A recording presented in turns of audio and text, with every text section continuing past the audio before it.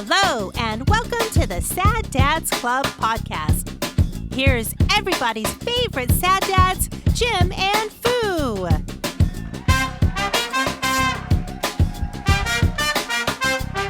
My whole day, before we jump into all kinds of funny shit, my whole day has been off. And that was because I'd actually been on PTO. Oh, you were? I was on, I played that Steroids? stealth. So that way Mike didn't know or want to do something over the weekend. So I just clamped down, didn't say anything. Plus, I knew if I started like pushing it out, then I'd end up with wanting to do, but I was really like catch up, like spring. I was using it as spring catch up chore day shit. Yeah. So I haven't logged back into work. You know, sometimes I think we need to trim all this out. Right. What? So, no, I think not even to do like my time card. Like I just, you know, the manager can do it, so I figured he would. But I thought my last day of PTO was yesterday. Oh, but it wasn't. So yesterday, I think this is how I game the system. So Monday is like the weekend, like where you're on vacation, you're going back into work, and all weekend you're like, fuck, I should be like enjoying my last weekend before I go back on Monday. But that was Monday, and yesterday was like Wednesday is my first day back. So Tuesday, I was just like, fuck. It's like the worst I've got to Sunday. get up. And so all the alarms got reset. And so this morning, I get up, I get my oatmeal. I'm like, I'm back in the saddle.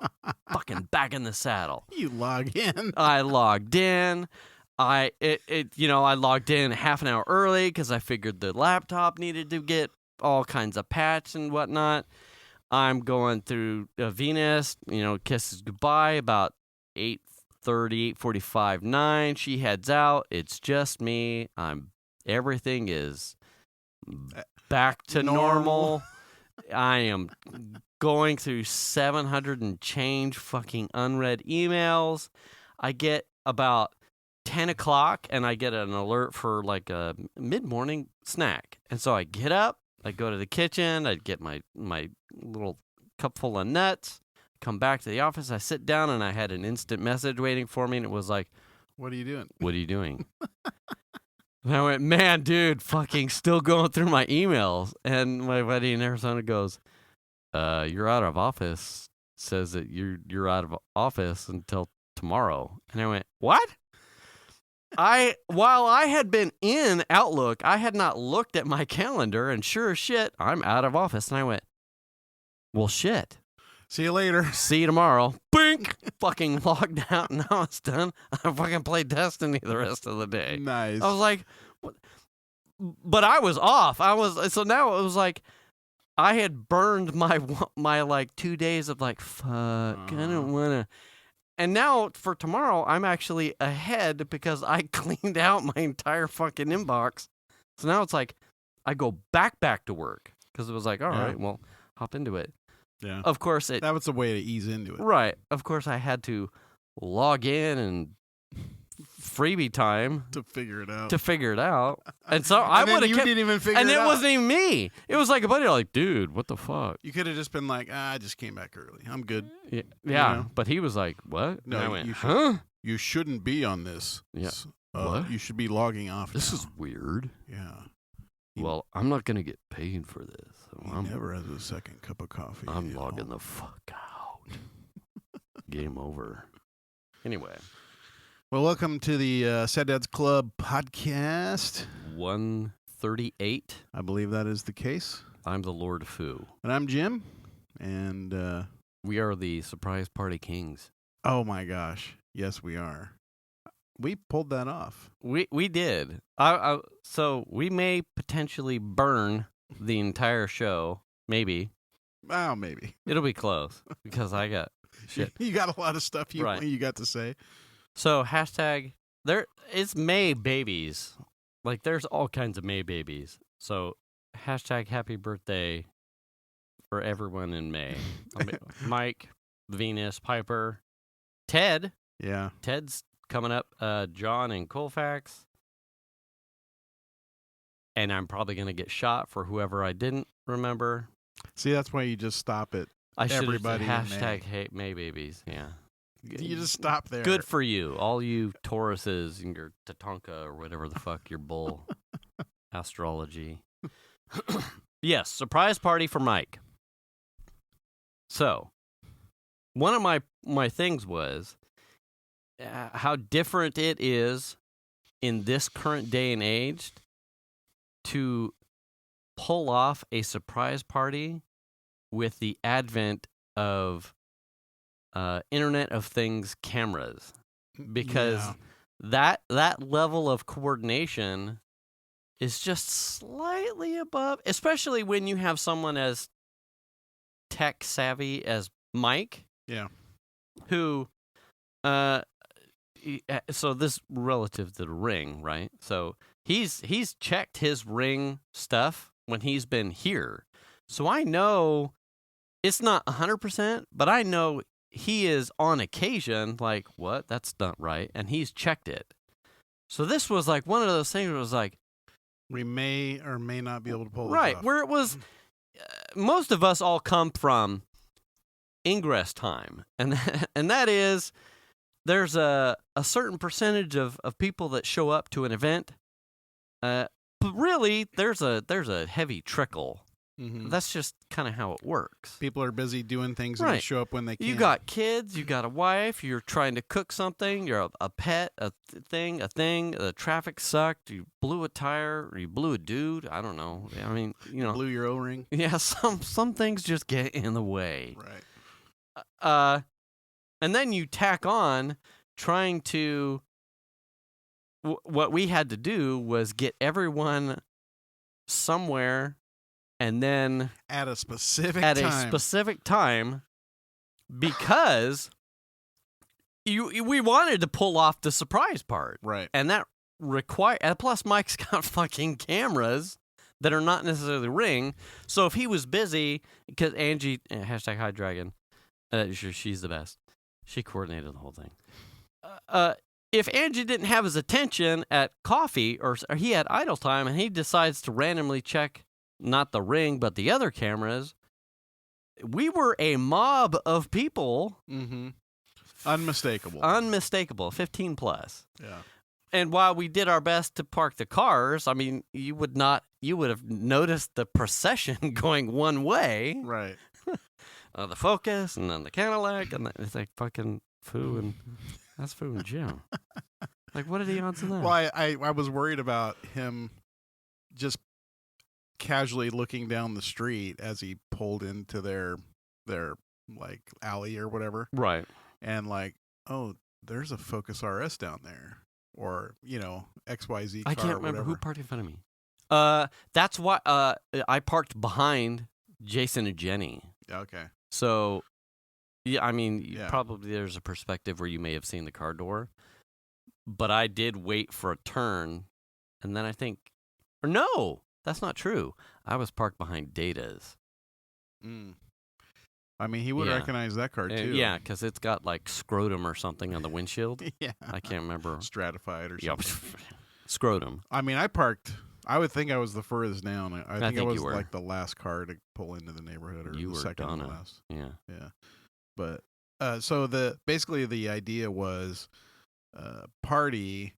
We weren't really sure that it was gonna be a surprise, but there wasn't really like a plan, and so I think I had kicked that off like, why don't we gather somewhere and try and like show up all at the same time, thinking that they would just be home, right? But that turned into, we'll gather, she'll get Mike out of the house to go get coffee, right? I'll leave the back door open for you. There's a Ring on the front of the house that he likes to check, although he was going to be driving. Right. So don't do it in a big group, so it's just like one Ring alert. Yeah. Essentially. Yeah. And then go through the side gate and into the back, and you can come in the slider.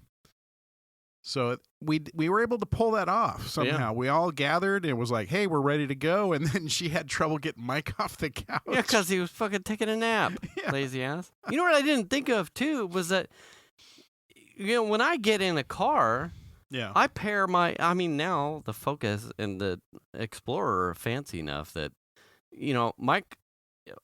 pair it to the car. Messages, a Discord wouldn't. No. But if I were to get a message from somebody, it would pop up on a screen. That would be hard to hide. And so, anyway. So, Yeah. yes. So it was kind of cool because it ended up working. She got him off the couch. They went to go get coffee.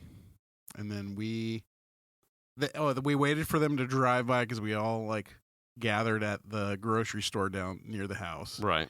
And then they drove right by us, which is hilarious. And then we all piled in the car and went to their house. Yep. We all gathered on the side of his house, got everybody together, and then we all made a movement to the side gate. Yes. One notification movement. Yeah. Whoosh. Everybody went, and Uh-oh. Uh-oh. Oh, no. So what would that do? I don't know. It might give us a loss of video frame. Okay. Yeah. A-frame? No, it'll continue recording. So you'll get because the light's still on. You'll have a hit. It'll keep recording. We'll anyway, live. So we all go down the side of the house into the backyard, and then the setup for the party begins. Yes. The house just got swarmed. Yeah. So she tipped me off to the bucket of party favors underneath the stairs. Will had... Was that in the closet or something? Yeah, it was in a Rubbermaid thing. Oh, nice. She's like, it's got the inflatables and the lays, I think. Yeah. And his luau shirt. Okay. So the thing was she basically put together a party package of things that he couldn't see because it was in the right, because because he's so goddamn tall. There would be no way he'd be going that far way back there. Okay. He goes in the closet, I'm sure, and just pulls off his Dionysus shit, puts it on. Yeah. What are these things? Storage. Don't look. Yeah. Go the fuck away. Yeah, that's my shit. Don't touch it. Yeah, it's not for you. Yeah. And he'd be like, okay. He'd be like, what is happening? I don't know. 1 second. Okay. We're just gonna do this on the fly. Yeah. So Will was in charge of drinks, and Will had a crazy amount of prep. He had index card. This is why Will and I are peas in a pod when it comes to bartending, mixology shit, party prep. He had index cards of drinks ready to go. He had a crazy amount of party prepped drinks. So we're talking the gallon plus pre-mixed. So you could just stick underneath your cup underneath a spigot and just get Hurricane. To the best of my knowledge, there was Hurricanes, Pina Coladas, something else. Drawing a blank. But he had the blender going, and people got hammered. Yes, they did. Hammered. And we all did it in such a way. It was awesome. I mean, we made jokes about it being Ingress caliber, but it was pretty funny to see, how,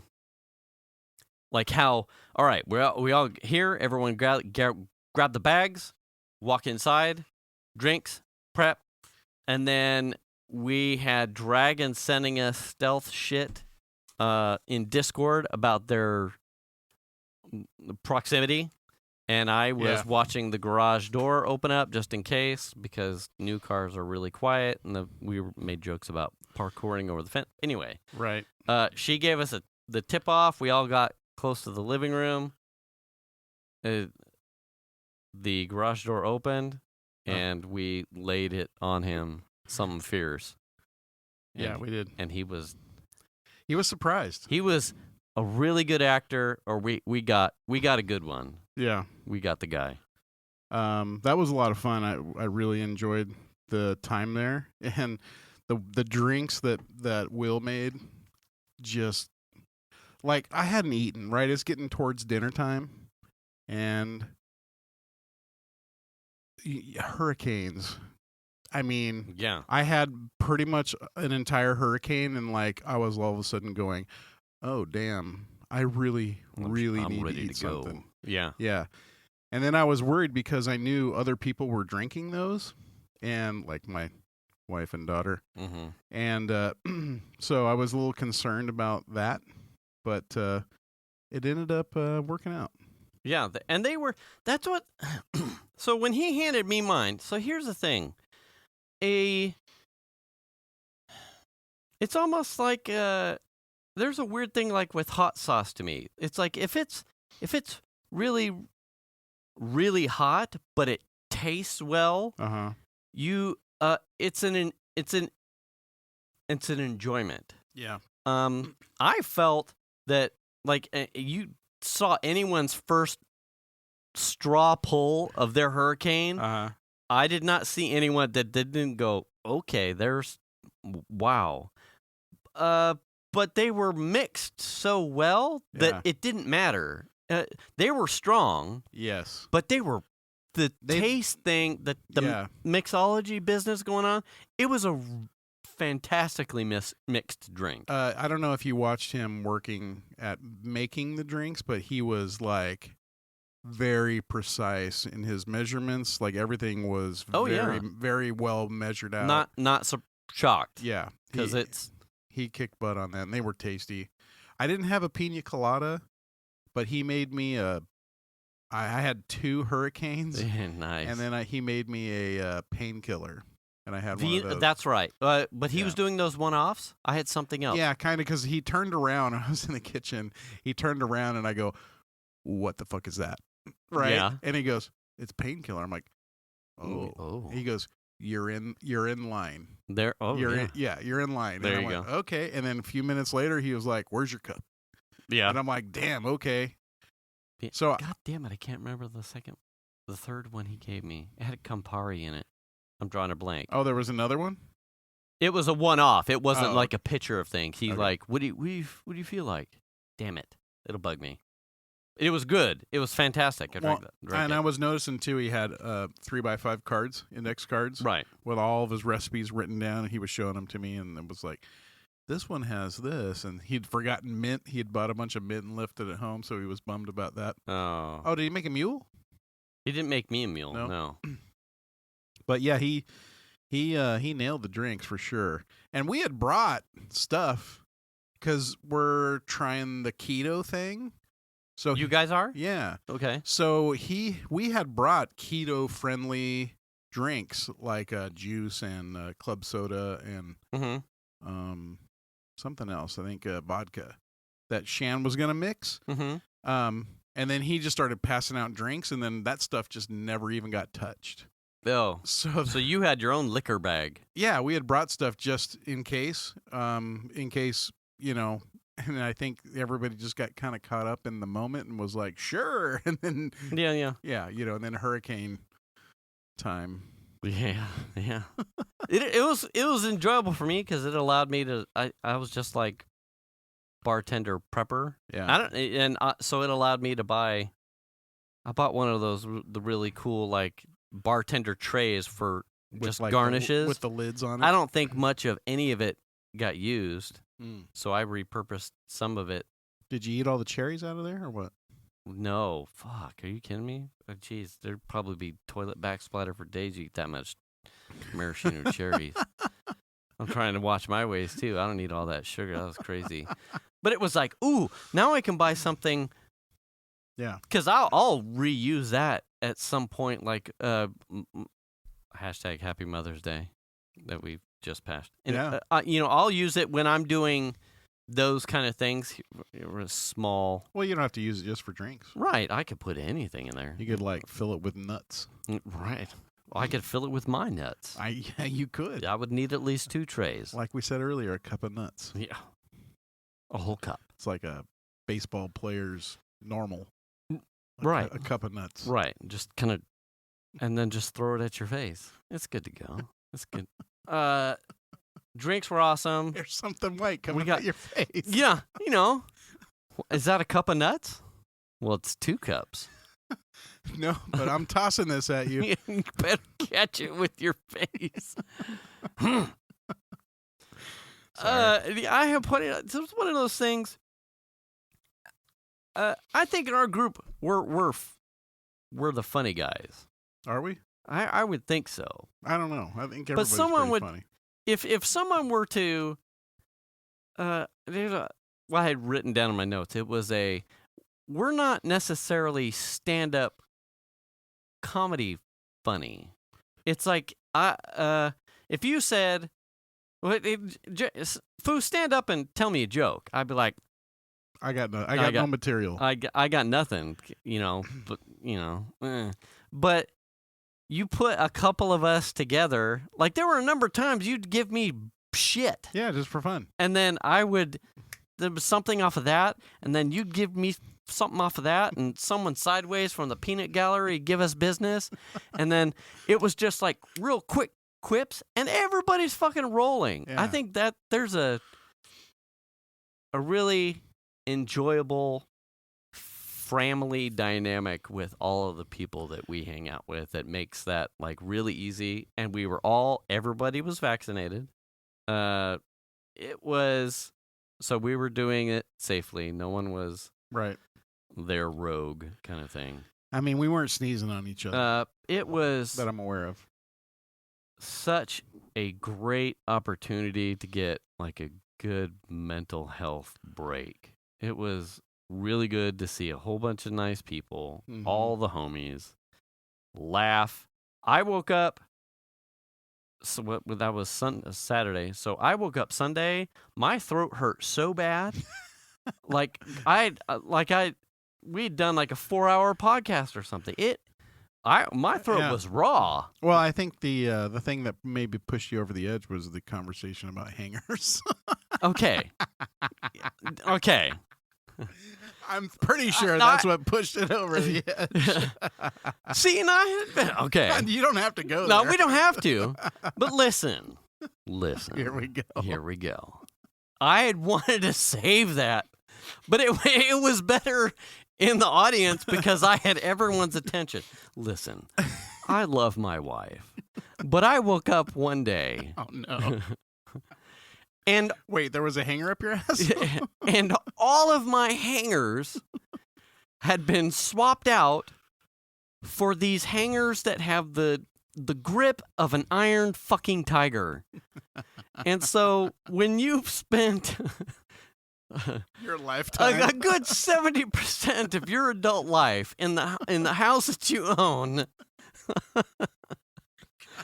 going into your closet, lazy as shit, and you grab a sleeve of your t-shirt or tank top and you just pull it off the hanger because it's those plastic injection molded ones. Yeah, the slick They're ones. slick. You just pull it off, and is it a pain in the ass to put a tank top on there because they'll slide off? Absolutely. But t-shirts, it's awesome. You just fucking quick eject and you pull it off. Absolutely. So I woke up one day, and my wife, no complaints from me. God damn it, no complaints. The hanger world was all right in your book. It was fine. Everything was fine. There were no issues. There were zero fucks to be given about my hangers. I woke up. You didn't lose sleep over the hangers? None. And then one day they are completely swapped out. I swear to, I don't even, it's like my fucking hoodies. They magically disappear. I never see it happen. My hangers, the same thing. And so these hangers have these like silicone rubberized grips on them to make sure that your clothes don't fall off the hangers. Fantastic. But when you're a lazy fuck like me and you go to rip, it doesn't happen, man. It doesn't happen. Not only will they not fall off, but you can't get them off. I can't. No. Fuck. It's like the porn star and the jerk blow session that just won't end up happening until the producer goes, and now? It does not happen with these hangers. There is no release. And so, oh my God. Anyway, so I was conveying that story. Well, that became like a high octave thing, and everybody was laughing. That might have been what pushed you over. Was that? Could have been. I mean, or me ranting about telecommuting with the Argonauts. Yeah, I heard that part of that conversation. Yeah, I think I was butterflying around somewhere else. The never-ending horse and carrot thing with, how's your job security? Is your job security? Right. Stay tuned for layoffs and displacements and cost-cutting measures. Blah, blah, blah. Yeah, Knock that shit off. See, People need jobs. People, yeah. I get it. I get it. God, good talks though. Yeah, that Yeah. was fun. I had a good time. I had. Did you have any interesting conversations? Funny ha-has. Oh, Anything? well, I mean, I had a good conversation with Sarah because I don't know much about what her work prospects entail. Mm-hmm. So, first of all, I didn't know how she got where she was. So she is graduating to get her doctorate in psychology. And so I was curious, like, how did you get into this? What was the thing that pushed you into? Well, yeah. Is this something you are always interested in? You know? And it turns out, no, it wasn't something that she was always interested in, which was fascinating to me. And I think this happens a lot to people, right? She had kids already, and that was part of the catalyst was her son. And the psychologist that she hired to work with her son was I guess, already implementing some of the things that the psychologist was telling her to do. And he was like, why aren't you in school learning how to do this? You already are doing a lot of the things. Like, you're intuitive with it already. And then there was also, she said, it was interesting, a moment where she was like on all the school boards and stuff. And she had ideas on how to implement changes with, like policy things. But when she would present the things, they would say, well, what kind of professional background do you have? And she was just wilt and be like, none. And so they wouldn't take her seriously for that. Oh, yeah. Which I thought was interesting. And so that was also part of the catalyst. So that's what got her into it. That reminds me of, I saw, it was speaking from the perspective of someone that had changed gears, like career aspirations. It was it was just a meme thing, and it was. I haven't watched The Office, the U.S. version. I don't know if you have, but it was lots of Office. It was a female character. And she was like, they were doing that like cameo thing. And so she's up against like a set of blinds and she has like this despondent look on her face. And the meme was that moment when whoever the character's name was realizes that the thing that she always wanted to be was unobtainable and her acceptance of it. Like, this is the look of her acceptance of it, that she'll never that thing. And the general consensus in the thread was like, yeah, it's, sometimes that's, and I just kind of went, I don't accept that. Like, there are always, I think you're always going to battle time, but I don't think anybody should ever accept, like, would it be really hard for me right now to change up and say, I think I may find my footing as a lawyer? Would it be impossible for me to do that? No. Would it be really difficult? Yes. Yeah. But do I accept that the difficulty is so hard that it's not worth leaving it like on a plate somewhere, like, maybe I'll get it? No, I leave those things on the plates because I refuse to accept that, given an opportunity, I may need to change paths somewhere. Yeah.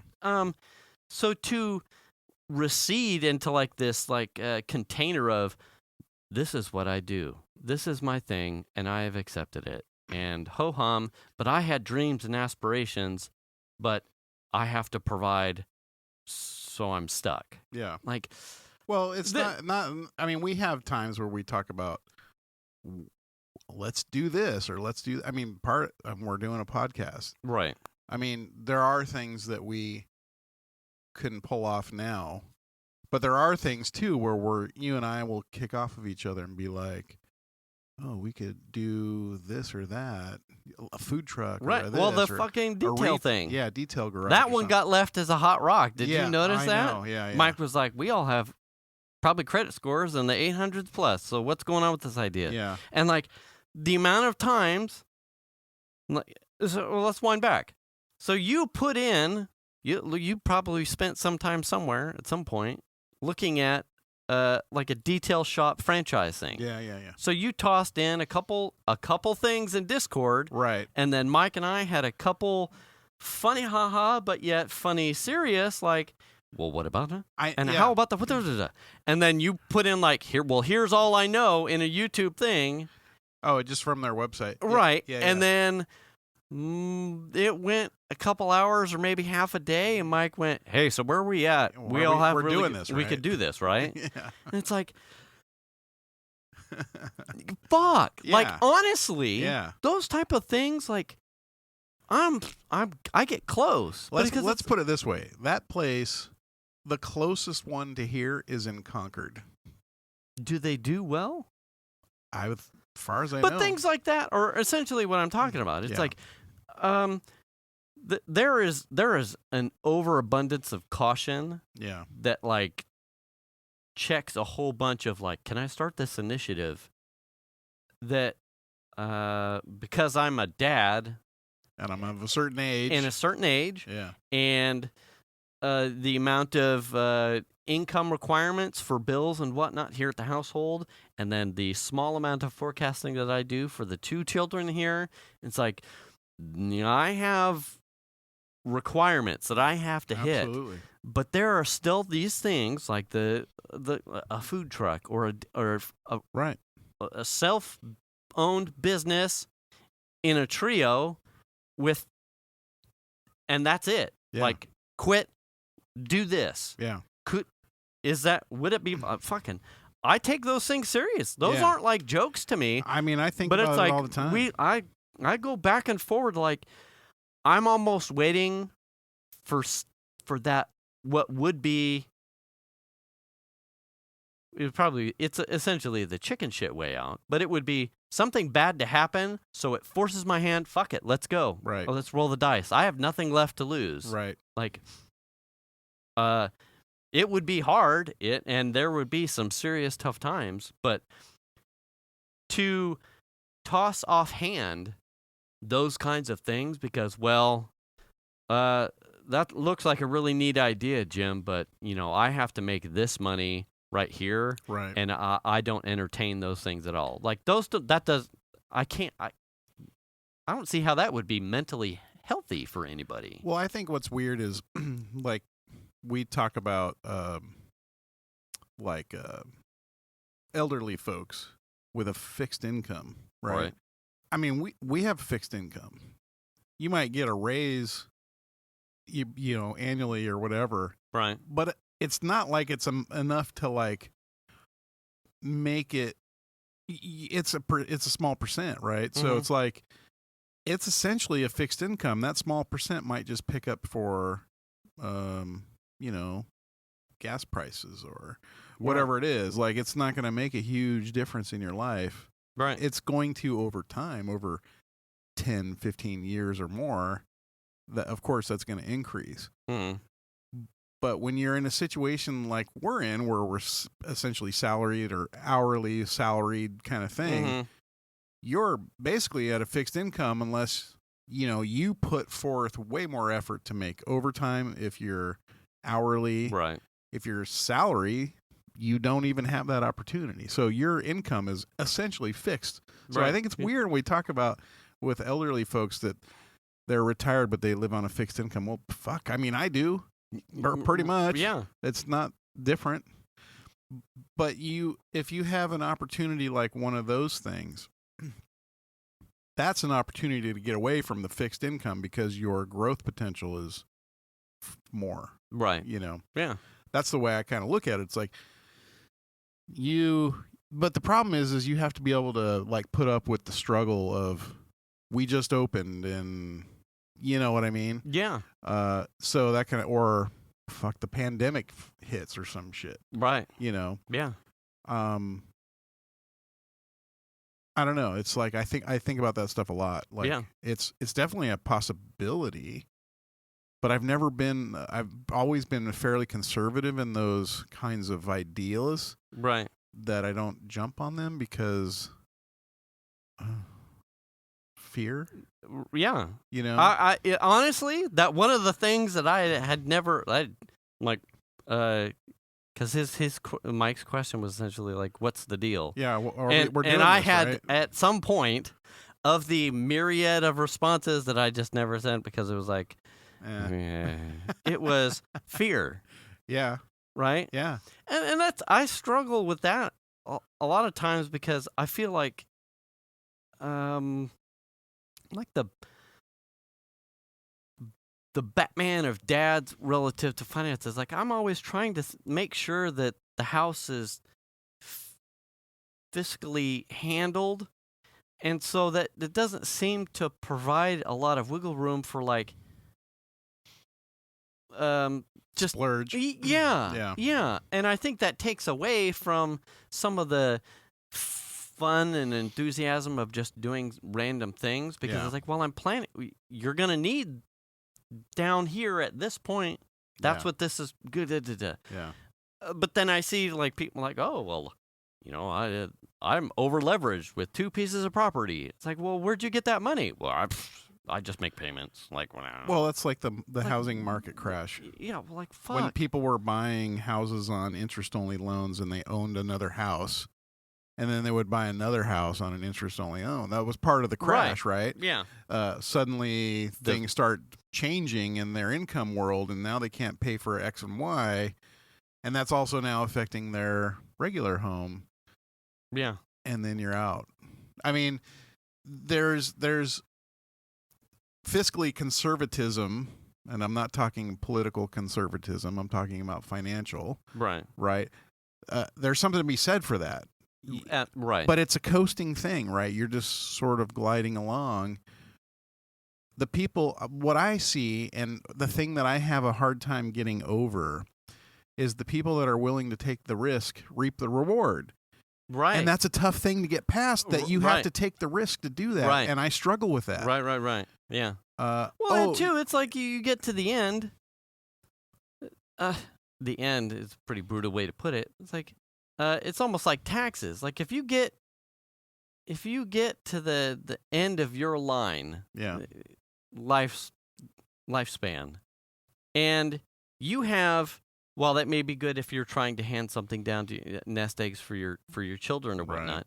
but if you get to the end and you lived without the splurges and whatnot, and you left things on the table that you could have easily done, but now you have an overabundance. Like, well, what did that get you? It's like taxes. Like, it's nice to get refunds. Yeah. But if you're doing it right, they don't keep your money for a while. They don't.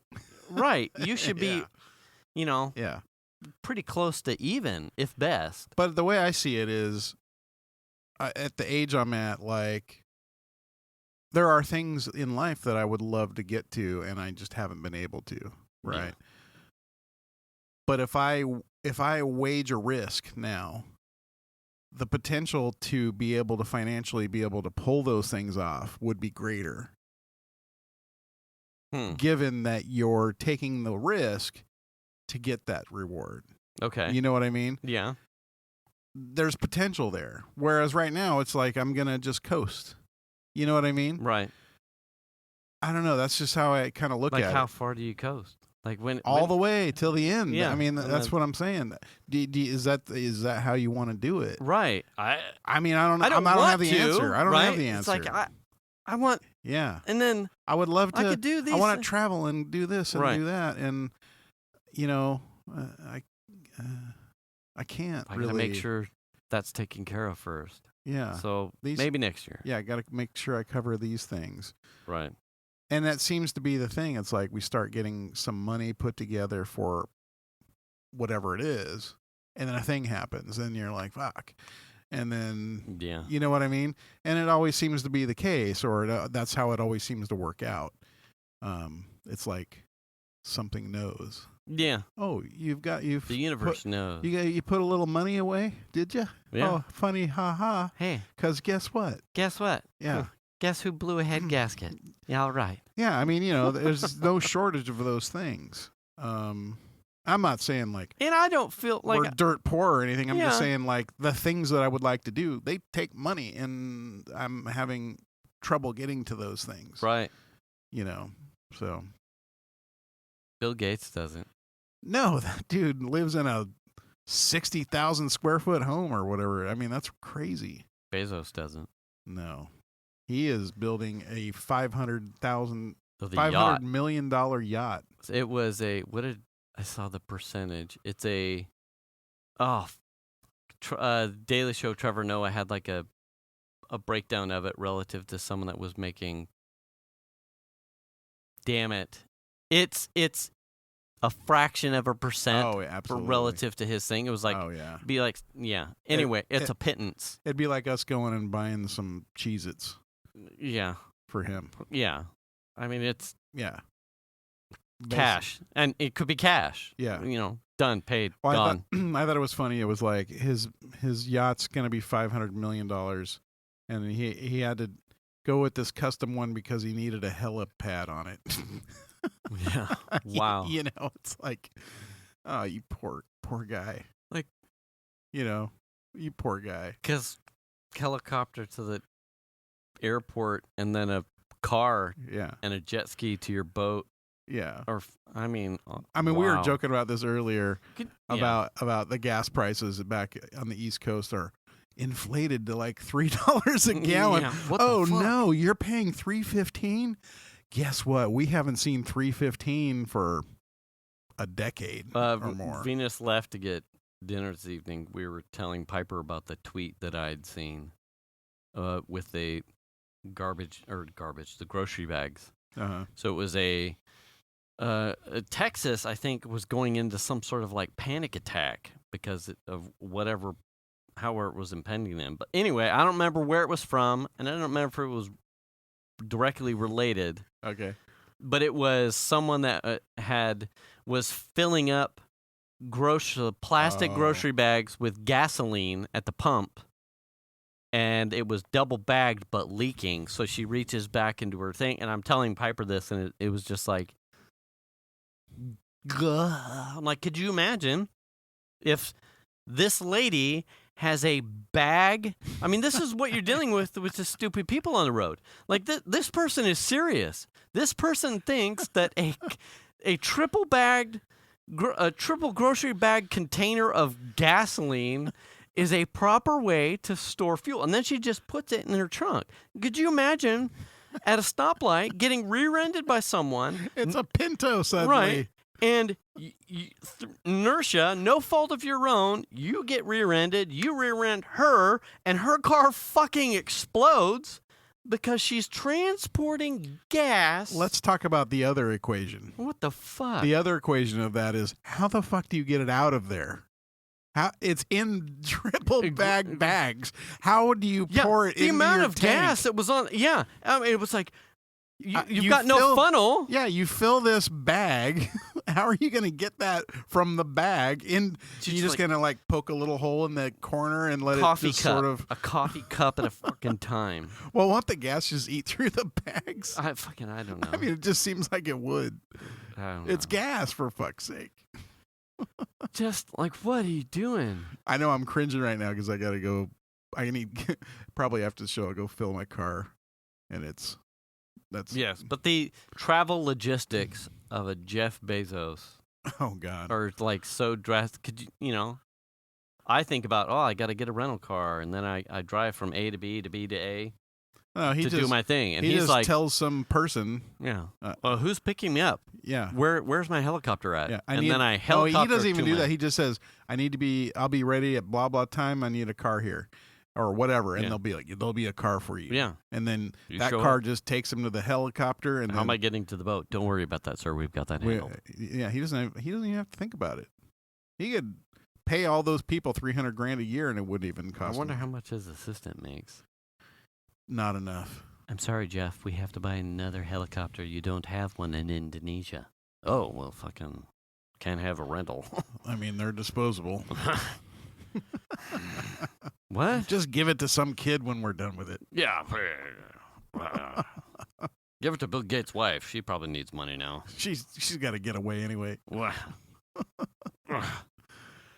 That's funny, too, because the interesting thing about that conversation is that she had talked to divorce lawyers shortly after the, what's that dude's, the Epstein.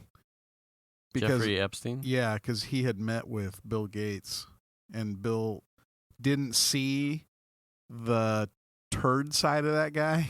So she was really bothered by that. Oh. Yeah, and so that was part of her, like, your compass is fucked up. You know, like, something's wrong here. Oh, I missed. I didn't read any of it outside that they were filing. Oh, yeah, it was. Well, that was basically in one of the articles I read that was talking about how she had contacted a divorce lawyer in, like, 2019. Wow. Yeah. Yikes. Well, you're already going sideways. Yeah. So we have had problems at our house with our AC. Okay, so it works, but not very good. Huh? Okay. It doesn't cool the house off, and Chandler's always complaining about his room is hot and all this shit. Of course, he's running the damn Xbox, whatever it is in there.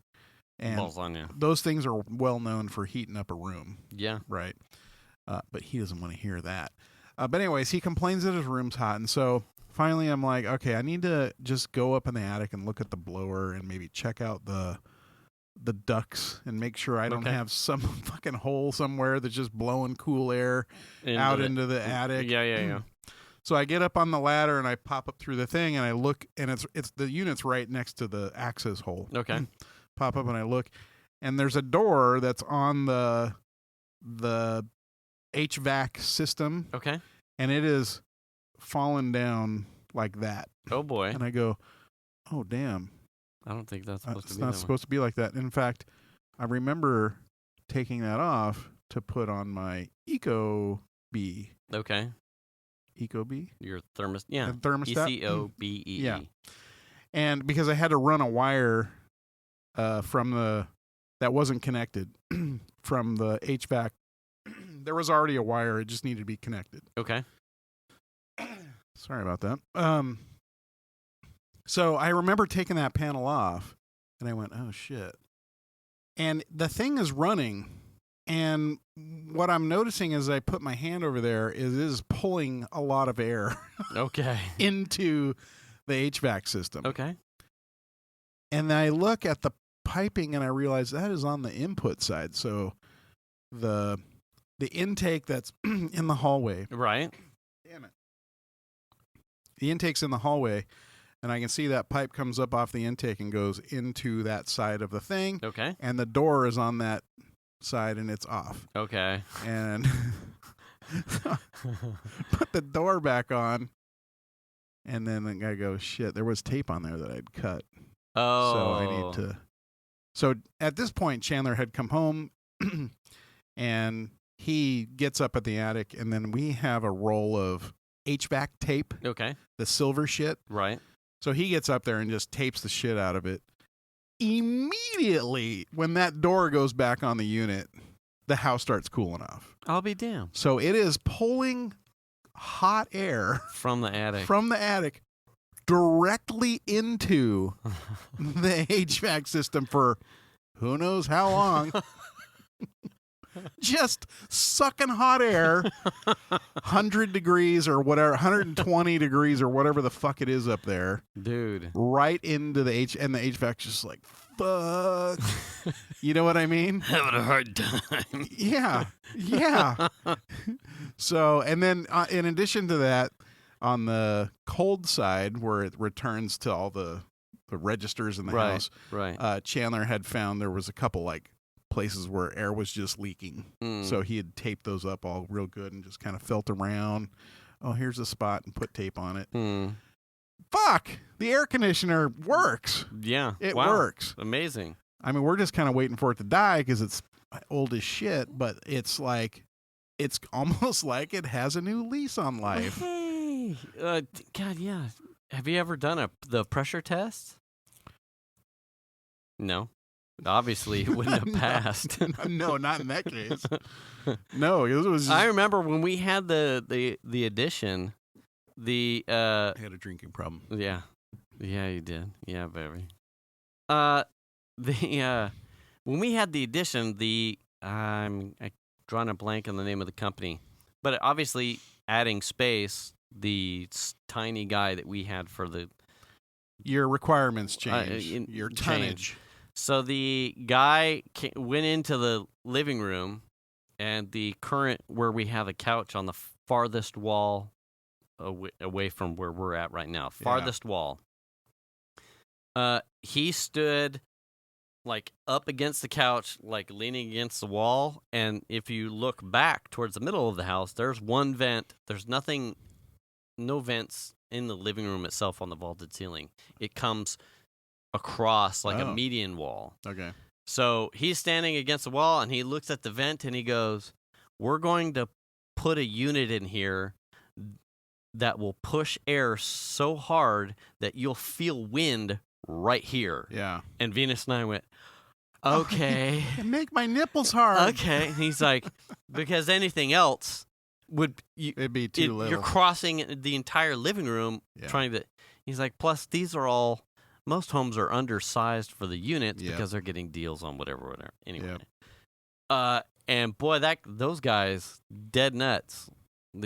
We have like a oversized unit, and sure as shit, you could be sitting on that couch. We turn the air on, and your eyes start drying out. Yeah, just sort of the Radio Shack guy with the tie. Yeah. I'd love that thing. Nice. Well, best purchase ever. But that came with, a large cost. Yeah. But, everything was pressure tested, new ducts where it was needed. Yeah. A second register in the office, so that way it pulled from, because he had said, he's like, there's a lot of computers in here. And I went, yeah. And he's like, well, that would offset the thermostat, so we need to pull air from here too, so that way it gets like an even register of what the temperature of the house is. Right. Because if you're hot, but in the hallway it's cool, you're never going to get air in here. Yeah. So we need to temperature check and thermostat both rooms because you're a computer. So you have dumbass. two returns into the HVAC system. Yes. Interesting. Yeah. I mean, you look at the system, and it's no different than a car AC. I mean, a car, it looks complicated when you open up a hood of a car, but they're all super simple. Mm-hmm. In the sense that there's a high pressure side and there's a low pressure side, and then the blower runs air over the thing, and it's a heat exchange to take out the heat of the air to make it cool, and then the hot coolant or whatever refrigerant goes back to the compressor, gets recompressed, and it's cool, and it's just cycled and that shit just does that over and over and over again. Yeah. I mean, they're not hard to do, and in fact, I even said to Chandler, I wonder how much you can just get a bigger blower. You know what I mean? And so you have more airflow. You probably have to change the outside compressor unit in order to keep up with the bigger airflow. Right.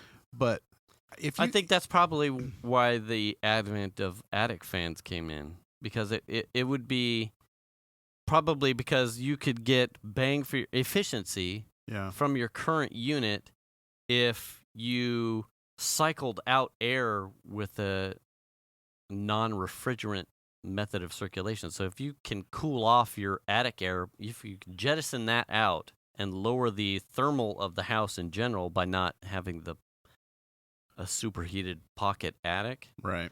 You can then pull in, right? Well, that's the whole point. It pulls in from the windows and sides of ground floors and goes up and then out.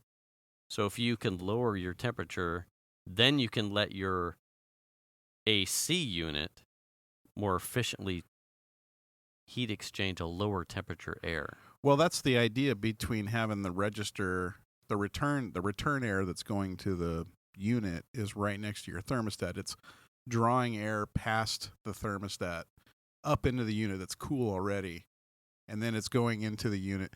But you do have a amount of time when it kicks on at our house, you get a little bit of blast of heat coming. Oh yeah, that happens. Okay. Yeah. So you get a little because it's got to replace that hot air that's been up in the attic in the 100 and something degrees. All the tubes are full of hot air. Yeah, exactly. And so I've even considered like let's just get some insulation and like lay a blanket of insulation over all the hoses. And I don't know what's going on with Chandler's room. Maybe the pipe is slightly undersized for his room. Maybe it's been there so long it runs on those metal hangers, and maybe it's kinked. Maybe there's a pressure spot where it just can't get enough airflow in. I don't know. I mean, I'm just looking at it from a layperson and kind of going, well, that could be where it's laying on this hanger right here. It seems like it might be pinching it. And then there's a hanger over there. It's shit's been up there 24 years or whatever. So as it settles down on the hanger, you know what I mean? Yes, and some of them don't even necessarily look like they're kinked, but it's possible internally that they're like collapsed. Yeah, I mean, I know there's a layer how do of... I know that you're... Yeah, there's a layer of insulation on those hoses, right, that are in the attic. So I don't know how much of that is just insulation that's crushed up, or is it the actual hose that's actually started to compress? Right. I don't know. But I'm just guessing. It doesn't look like it's difficult, though. You see, like, what they have to do to put an AC in. It's really not that hard. I mean, if you're rerunning, like, all the ducting work and stuff, that's a lot of work. Of course. I'm sure but it's not rocket science. No. You know? And it's probably just more inconvenient than anything. I mean, if you look at it, there's probably a galvanized box with a set of outputs, like a fucking Rubik's Cube with tube ends on it. And then you're running insulated tubes that are taped to the galvanized box. Taped? Yeah. Taped to a vent. Yeah. You're good to go. Yeah, they're not. You want to make the tube as short as possible. Yeah. So it's not running cold air that gets warm by the time it hits the vent. Right. Yeah. And you don't want holes in the tube. Right. But it looks like it looks like a monster. It looks like a monster. Yeah. It looks like the fucking spaghetti monster meme. Well, it's funny because, like, before I kind of understood how refrigeration works or, like, HVAC system, and not that I know, like, I'm not intimate with it, but, like, just the small knowledge of it, right? Have you cupped the balls? And you always kind of go, well, there's this big box outside with a fan running in and all that, when it turns on. What the fuck does that do? You know? What is it doing? And it's got the pipes that go into the wall. It's like, what is it doing? I mean, but now it's like, okay, I understand how AC works. And you look at the pipes and go, oh, damn, this one's hot. You can feel it. And this one's cold. You can feel that. Oh, I see. It's just pumping that refrigerant around, being pressurized and like heat exchanging all the time. Right. Very simple. But that's for some reason they get crazy money for installing that stuff. Yeah. Fun automotive fact, because you were dealing with it. I still am. If you are on the road of late, you're all of a sudden finding yourself in a commute now because COVID-19 and your workplace is asshat, and you find your car is overheating. If you turn on your heater, it may help you get a little bit of distance to either the side of the road or a mechanic or someplace to pull off safe, because the heat exchanger in your heater does exactly that from your engine. It will pull heat from the circulating fluid. Will it make it uncomfortable? Absolutely. When it's 100? Roll your windows down. And if you're overheating, turn your heater on. Yeah. And you may be able to, limp to a safer place than dying in the middle of the road from an overheating engine. Yeah. I just had Melly's car had a leaky upper anus. It had a leaky upper anus. Wow. No, the upper radiator hose had a leak, and it was leaking all over the front of the engine and down on the ground. And I kept topping off the coolant, and realized afterwards also when I started looking into it that the coolant that was in the car was the wrong kind of coolant for the car. So leaky hose, wrong coolant. Now I've got to replace the hose and flush the system out, right? Right. in order to make sure that it's running the proper coolant You did for the that, car. though, right? I did. Yeah. I did that on Monday night. That was actually kind of fun. I Yeah. actually kind of enjoyed that. Right. Little drain plug on the bottom of the radiator with some trays down. Mm-hmm. And it dumped a lot of fluid. Mm-hmm. And then replaced the hose, and then distill water, filled it up a couple times, and then let it circulate through the system, and then empty it. Did that twice, and then basically it was clear by the second flush. Mm-hmm. And then plug it all back up and start adding the Subaru Blue coolant. Mm-hmm. And they actually have a coolant conditioner that you can buy from Subaru. Okay. Put that in there. Working good, not leaking so far. Good. Yeah. I mean, can't complain at this point. But I had to do that, and then now I got to figure out what's wrong with their AC. So, Yeah. probably got a leak somewhere. We had, speaking of Melly, we're out of time, but we had, before she passed out, Right. and somewhere after Hangers, I think, Uh-huh. but before Argonauts and work talk, we had, and you were standing there, it was a much smaller crowd, but how she was pulling off that conversation in hindsight, I don't know, but I know, right? we had, seriously, Yeah. we had an amazing, what I felt was, given her state, brutally honest perspective on how she looks at driving. Right. Those are the kinds of drivers you want on the road. Yeah, well, I think, we talked about this on the show, about her accident. I think given the accident, she was already hyper aware. Yeah. Very focused when she was driving. But given the accident, she has taken some of my cues. I keep trying to tell her there's a feel. You get a feel for cars and what they're going to do, and you just have to know who's around you all the time. You have to constantly keep tabs, and that's how I drive when I'm, especially in a traffic situation or on a highway with trucks and shit. You got to know where they're at. Yeah. You always you always have to know where they're at. You got to be aware, because it's the people that'll catch you off guard. Right. That are the ones that'll screw you. I can't remember how I had started that conversation, whether or not we were talking about the crash compilations or whatnot. Yeah. But it was like it wasn't the same as a conversation where your dads are trying to tell you or impart upon you like the safety of head on a swivel. I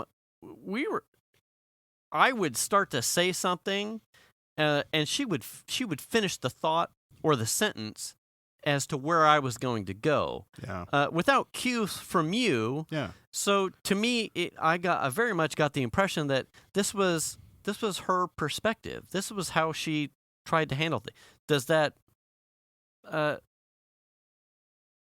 that mean she knows what her car sounds like when her batteries? No, but I am encouraged about her perspective, about how she approaches and looks. Keeps her eyes open relative to driving, trying to lessen her risks to others and herself as she drives around. Right. Fuck, you're done. This is done. I have nothing. I'm not even going to stand here and have Dad join seatbelts and check her. It's like anything I was going to be talking to her about pipe or whatnot has already been imparted upon her. She's good to go. Fucking send this one. The only thing I really wish that she would have had the time to spend with me to help with the flush, because I think when you start just a little bit of understanding about how your car works, and this is the coolant. This is what keeps your engine cool, and it's basically a heat exchanger. The hot coolant comes into the radiator, and as you push air through it, it cools it, and then it gets passed back through the engine. Mm-hmm. And we're draining all of this out and then going to flush it out and then put the right stuff, to have her see how this works and what is these scary things under the hood. Right.